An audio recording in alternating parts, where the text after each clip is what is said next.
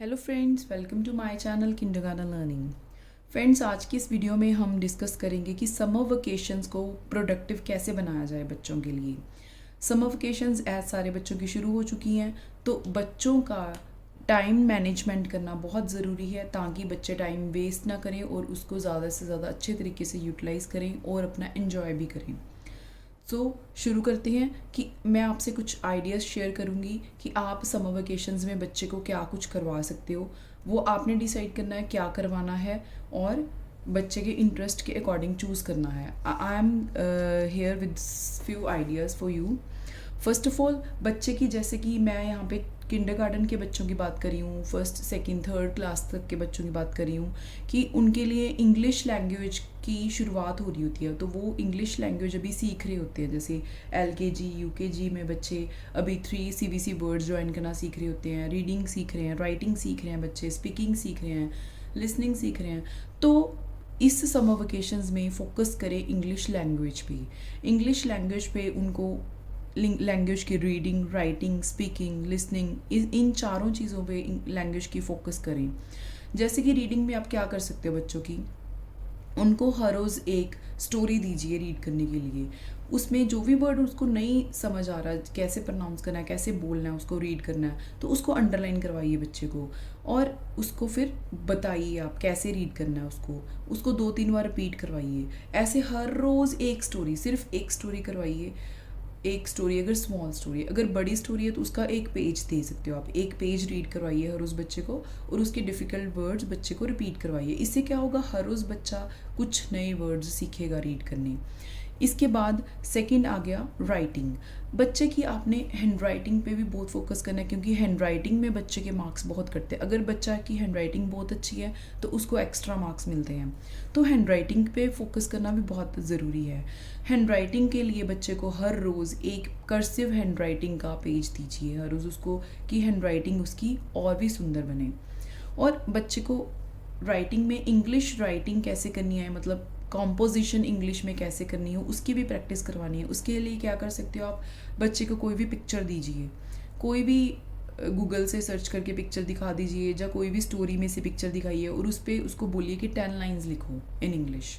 तो बच्चा थोड़ा सा दिमाग से सोच के उस पर 10 लाइन्स लिखेगा और आप चेक करना कि क्या मिस्टेक्स हैं और क्या वो क्या लिख पा रहा है, क्या उसकी इमेजिनेशन है। और इससे क्या होएगा, बच्चे को लिखना आएगा, डिस्क्राइब करना आएगा कि what he is watching in this picture.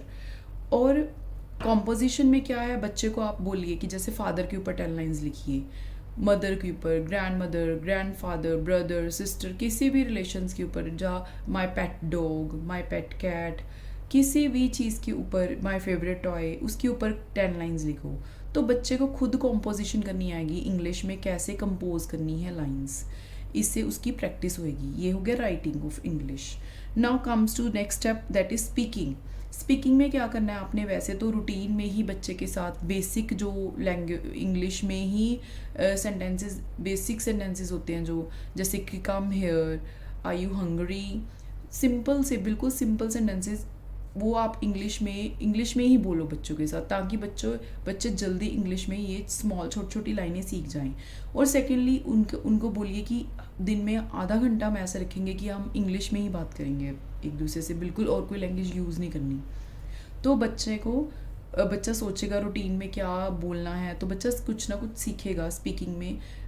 जितनी स्पीकिंग करेगा इंग्लिश में, उतने वो वर्ड्स ज़्यादा ग्रैस्प करेगा कि इंग्लिश में कैसे बोलने हैं, उसकी फ्लुएंसी आएगी। Next comes to listening. Listening में क्या होता है कि बच्चे को हमने देखना है कि उनको क्या समझ आती है इंग्लिश, जब वो किसी को बोलते सुनते हैं, क्या वो समझ आ पा रहे हैं कि उसको समझ आ रही है। तो उसके लिए आप क्या कर सकते हो, यूट्यूब पे या कहीं पे भी किसी और ऐप पे स्टोरी प्ले कर दीजिए, कोई भी, या कोई भी कन्वर्सेशन प्ले कर दीजिए। उसको 2-3 बार अच्छे से सुनने दीजिए बच्चे को, पूरा ध्यान से सुनने दीजिए। उसको बिल्कुल एक्सप्लेन नहीं करना आपने, उसको अपने आप समझने दीजिए उसको कि what they are speaking in English. तो उसके बाद उसमें आप क्वेश्चन आंसर्स पूछिए उससे, कि उसके रिलेटेड जो भी बच्चे ने सुना है उसके रिलेटेड क्वेश्चन आंसर्स पूछिए। तो आपको क्लैरिटी होगी और बच्चे को भी लिसनिंग पार्ट इंक्रीज होगी और आपको क्लैरिटी होगी कि बच्चा कितना ध्यान से सुनता है, लिसनिंग कर पा रहा है इंग्लिश की, नहीं कर पा रहा। ये हो गया इंग्लिश का। कि आप इंग्लिश में बच्चे को ये सारी चीज़ें करवा सकते हो। समर वेकेशंस में इंग्लिश लैंग्वेज की ये सारी चीज़ें सिखा सकते हो। ये बहुत अच्छा टाइम है इंग्लिश लैंग्वेज पे उनका पूरी पकड़ते अच्छी स्ट्रॉन्ग बनाने का। इसके बाद आप इंग्लिश की ग्रामर को भी प्रैक्टिस करवा सकते हो, क्योंकि इंग्लिश ग्रामर एक ऐसी चीज़ है जो कि उनको हर एज में काम आनी है, हर स्टेज पे 10th तक की क्लास में, in fact in further classes also और इंग्लिश ग्रामर उनके काम आनी ही आनी है। तो इंग्लिश ग्रामर एक ऐसी चीज़ है, आप छुट्टियों में प्रैक्टिस, ग्रामर एक ऐसी चीज़ है कि जितनी मर्जी प्रैक्टिस कराओ उतनी ही बच्चे को ज़्यादा अच्छी आएगी, जितनी प्रैक्टिस कराओगे उतनी अच्छी करेगा वो। तो इंग्लिश ग्रामर हर रोज़ बच्चे को ग्रामर के कॉन्सेप्ट्स एक एक करके समझा के उनको एक्सरसाइजेज दीजिए प्रैक्टिस के लिए, ताकि उनकी और पकड़ बढ़े इंग्लिश ग्रामर में। इसके रिलेटेड बुक्स भी आती हैं काफ़ी इंग्लिश ग्रामर की, मार्केट में अमेज़ोन पे अवेलेबल है, ऑनलाइन भी ले सकते हो आप, किसी बुक शॉप पे जाके भी ले सकते हो ग्रामर की बुक्स। वो लेवल वाइज मिलती हैं, फर्स्ट क्लास की अलग, सेकंड की, थर्ड की, ऐसे। तो आप बाय करके वो भी प्रैक्टिस के लिए हर रोज़ उसकी एक एक्सरसाइज दे सकते हो।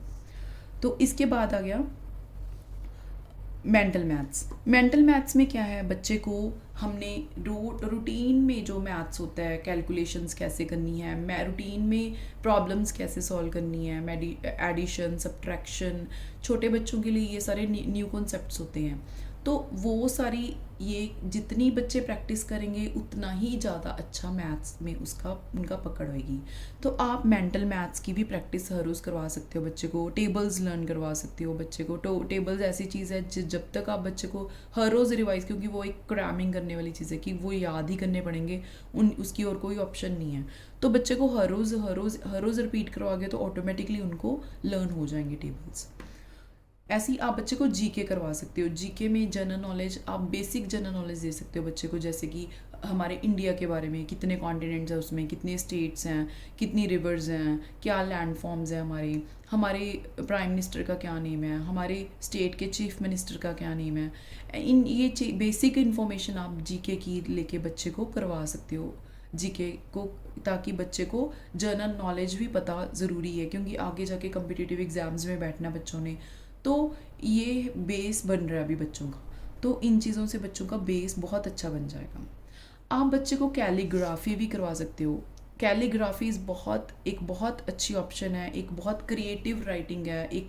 इसको कैलीग्राफी को क्या कहते हैं, beautiful art of hand writing. इसको सुंदर तरीके से हैंड राइटिंग कैसे लिखना है, एक आर्ट है ये भी बहुत अच्छी चीज़ है अगर आपके बच्चे का इंटरेस्ट आता है इसमें। इससे क्या होएगा, दो चीज़ें होंगी, एक तो बच्चा कैलीग्राफी सीखेगा और ऊपर से हैंड राइटिंग उसकी बहुत इंप्रूव होएगी, जिससे वो एग्ज़ाम्स में बहुत अच्छा स्कोर कर सकता है। तो आप बच्चे को कैलीग्राफी भी इन हॉलीडेज़ में सिखा सकते हो।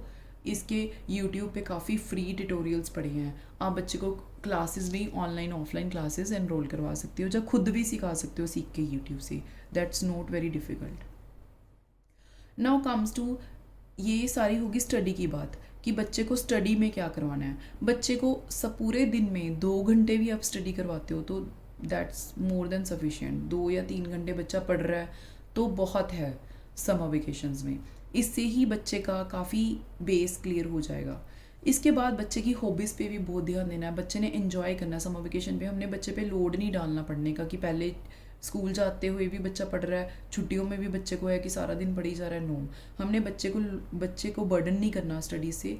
हमने बच्चे के हॉबीज़ को भी उसको कहना है कि हॉबीज़ भी अपनी वो जान पाए। छोटे बच्चे होते हैं, उनको नहीं पता कि उनकी हॉबी क्या है, तो आप उनको डिफरेंट एक्टिविटीज़ दीजिए। ड्राइंग करने के लिए दिए, कलरिंग करने के लिए दीजिए, उनको डांस क्लास ज्वाइन करवा सकते हो, घर पे डांसिंग करवा सकते हो, स्पोर्ट्स क्लास ज्वाइन करवा सकते हो। उनको अलग अलग चीज़ों में उनको कहिए कि ये करो, तो ताकि उनको पता चले कि आपको भी पता चलेगा कि बच्चे का इंटरेस्ट किस चीज़ में है। और बच्चे से एक गार्डनिंग ज़रूर करवाएं। वो आज टाइम की ज़रूरत भी है, जैसे कि इतनी गर्मी बढ़ रही है, प्लांट्स हर कहता है कि ट्रीज़ उगाओ, प्लांट्स लगाओ। तो आप क्या कर सकते, शुरुआत कैसे कर सकते हो, एक बच्चे को एक पौधा दिला के छोटा सा एक गमले के अंदर, बच्चे को पॉट के अंदर, तो उसको बोलो कि हर रोज़ उसकी केयर करनी है। प्लांट को वो बड़ा होता दिखेगा, उसको आप प्लांट्स के बारे में बता सकते हो कि ये सॉइल है, इसके अंदर इसकी रूट्स होती हैं, ये अपना फूड कैसे बनाता है, प्लांट्स भी लिविंग थिंग्स होते हैं। ये बेसिक चीज़ें आप बच्चे को फिर गार्डनिंग के थ्रू ये भी चीज़ें सिखा सकते हो।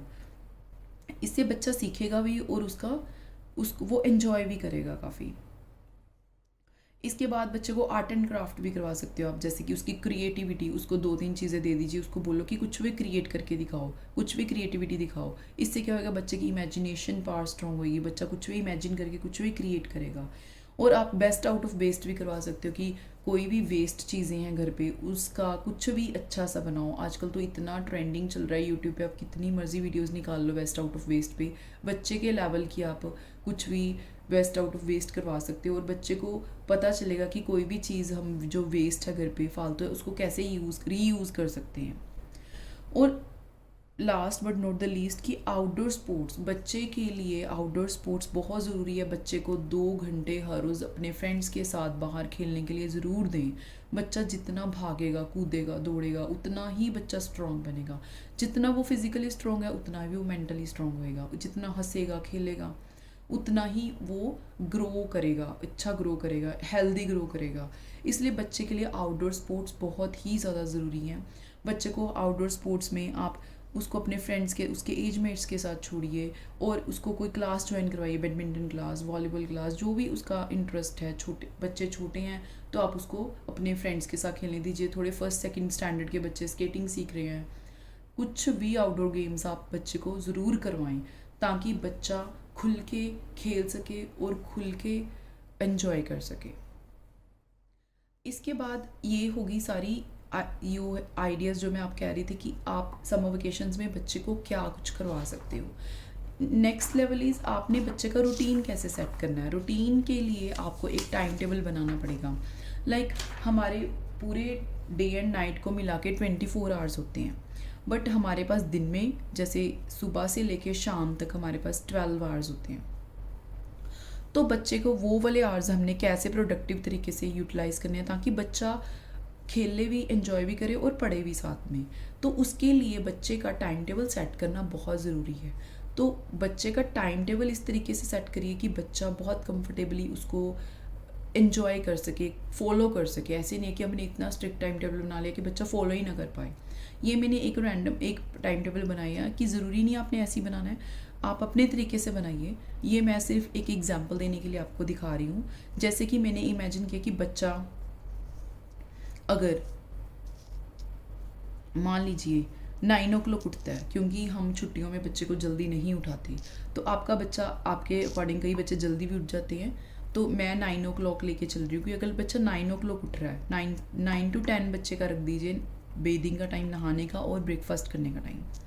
ओके, अभी बच्चा खा पी के फ्रेश है नहा के, अभी morning time is the best time to do study. तो ताकि क्योंकि बच्चा भी थका नहीं हुआ, पेट भी भरा हुआ है, नहाया भी हुआ है, फ्रेश है, तो आप बच्चे को सुबह पहले स्टडी करवा सकते हो 1 घंटा, 10 to 11। बच्चे को कुछ भी इंग्लिश, मैथ्स, जीके, जो भी आपका मन है, आप बच्चे को 1 घंटा स्टडी करवाइए किसी भी टॉपिक पे। नेक्स्ट इज़ 11 to 12, 1 घंटे की स्टडी करके उसको थोड़ी सी ब्रेक चाहिए। उसके लिए क्या आप डांस करवा सकते हो, कैलीग्राफी करवा सकते हो, कोई भी एक्टिविटी करवा सकते हो इसके बीच में 11 to 12 में। तो उसके बाद आप फ्रूट ब्रेक रख सकते हो कि बच्चा फ्रूट खाए हल्का फुल्के, ताकि फ्रूट्स भी एक दिन में, पूरे दिन में एक टाइम फ्रूट्स ब्रेक भी होनी ज़रूरी है, फ्रूट खाने भी ज़रूरी है। तो वो आप टाइम ये वाला रख सकते हो बिफोर लंच का। तो उसके बाद बच्चा फ्रूट खा के बच्चे का पेट भर जाएगा, तो अभी लंच तो रुक के करेगा बच्चा, तो उसके बाद फिर आप 1 घंटा बच्चे को पढ़ा सकते हो, स्टडी करवा सकते हो। मेंटल, मैथ्स, इंग्लिश, जीके, कोई भी सब्जेक्ट जो भी आप चाहो आप बच्चे को इस 1 घंटे में करवा सकते हो। तो उसके बाद बच्चा 2 o'clock लंच ब्रेक कर दो आप। 2 से 3 बच्चा लंच कर सकता है, आराम से एंजॉय कर सकता है अपना लंच, फ्रूट्स खा सकता है, साथ में मैंगो खाएगा क्योंकि मैंगोज़ चल रहे हैं आजकल सीज़न में। तो ये होगी लंच ब्रेक। उसके बाद बच्चा नैप टाइम, आपका भी नैप टाइम, बच्चे का भी नैप टाइम। बच्चे को 1 घंटा ज़रूर सुलाएं ताकि बच्चा फ्रेश हो जाए, थकावट उतर जाए उसकी। बच्चे का nap time 3 to 4 nap time हो गया। जब बच्चा उठता है उसके बाद, सोने के बाद, कई बच्चे घंटा सोते हैं, कई 2 घंटे सोते हैं, वो आप उसके अकॉर्डिंग एडजस्टमेंट कर सकते हो। उसके बाद बच्चा उठ के दूध पिएगा, मिल्क टाइम रखो, दूध पीना भी ज़रूरी है ब्रेकफास्ट में और इवनिंग टाइम में। तो बच्चे को तब दूध पिला सकते हो आप, जहाँ स्नैक्स, हल्के फुल्के स्नैक्स खा सकता है बच्चा। इसके बाद आ गया 5 to 6 का टाइम। इवनिंग टाइम में बच्चा अपनी हॉबी एंजॉय कर सकता है कोई भी, जैसे कि ड्राइंग कर सकता है, प्लांटेशन, पेंटिंग, जैसे मैंने डिस्कस किया आपसे, कोई भी म्यूज़िक इंस्ट्रूमेंट सीखना है, कुछ भी बच्चे की हॉबी है, जो कुछ भी आपने एक्स्ट्रा करिकुलर में देना है उनको, तो वो आप इस टाइम दे सकते हो। आर्ट एंड क्राफ्ट का करा सकते हो, बेस्ट आउट ऑफ वेस्ट करवा सकते हो कि कुछ भी क्रिएट कर सकता है, तो बच्चा ये टाइम में कर सकता है। उसके बाद बच्चे को बाहर, जब धूप ढल जाती है शाम को ठीक मौसम हो जाता है, गर्मी भी इतनी नहीं रहती, तो बच्चा बाहर खेलने जा सकता है अपने फ्रेंड्स के साथ। बाहर आउटडोर खेलने के लिए ज़रूर भेजे बच्चे को उसको। तो उसके बाद बच्चा नाइट हो जाएगी, नाइट में बच्चे को डिनर टाइम हो गया और फैमिली टाइम हो गया, बच्चे फैमिली के साथ एंजॉय करें, तो उसके बाद बच्चा सो सकता है कब मर्जी। तो ये था एक आइडिया कि कैसे आपने रूटीन सेट करनी है बच्चे की। आप अपने तरीके से कैसे भी बना सकते हो, ये मैंने जस्ट एक आइडिया देने के लिए बनाया कि आप ऐसे बना सकते हो एक क्लॉक की तरह आप अरेंज कर सकते हो कि कैसे इसको फिर वॉल पे पेस्ट करके आप उसको बच्चे को बोलो कि इसको फॉलो करना है हमने।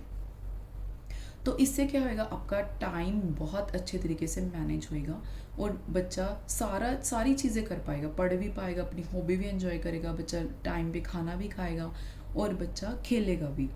तो ये क्या होएगा, एक हमने रूटीन सेट कर दिया बच्चे का, जिससे क्या होएगा, उनकी समर वेकेशंस बहुत ही प्रोडक्टिव बन जाएंगी और बच्चा ऐसे नहीं होएगा कि छुट्टियां हैं तो कब मर्जी उठ रहा है, कब मर्जी मतलब सारा दिन काम लटका हुआ है, कुछ काम भी नहीं हो रहा।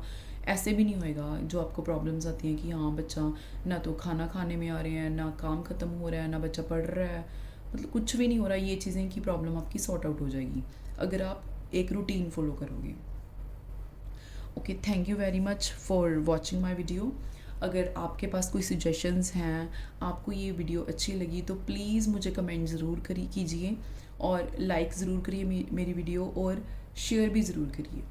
Thank you very much for watching my video.